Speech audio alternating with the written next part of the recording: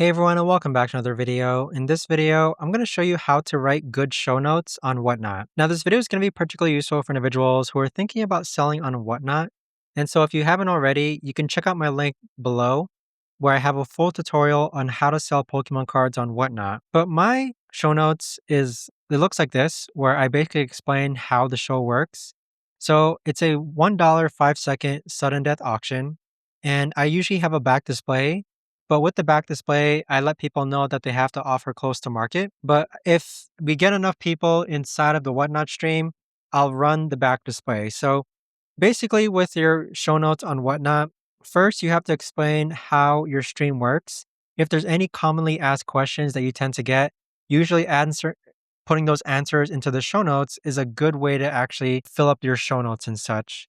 But with show notes, there's no right or wrong way.